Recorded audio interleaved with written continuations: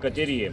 Collector સાહેબને આવેદન આપવામાં આવ્યા છીએ અને અહીંયાથી રાજ્યપાલને સંબોધિત પણ એક આવેદન છે। એમાં જે અમેરિકા અને ભારત વચ્ચેની જે ટ્રેડ ડીલ થઈ છે એનો અમે સખત શબ્દોમાં વિરોધ કરીએ છીએ। એનાથી જે એક્સપોર્ટ ઇમ્પોર્ટ જે કહેવાય છે એની અંદર સખત નુકસાન થઈ શકે તેમ છે, કારણ કે અમેરિકાને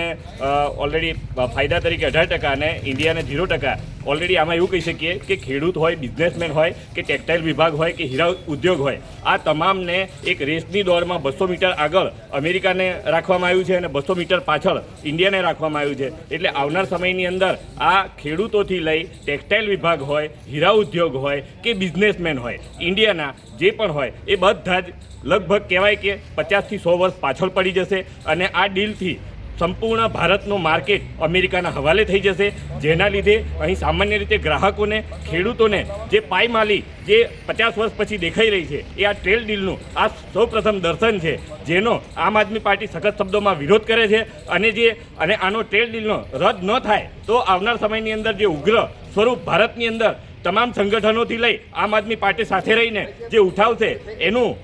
જે સ્વરૂપ આવશે એ ભોગવવા માટે અને આવનાર જેટલી પણ ચૂંટણીઓની અંદર અમે જે આ ટ્રેડ ડીલનો અમે વિરોધ કરીશું અને સખત દરેક જગ્યાએ જઈને આના બાબતે અમે સંપૂર્ણ જાણકારી આપીશું। એટલે આ રદ થવું જ જોઈએ એવી અમારી માંગ છે।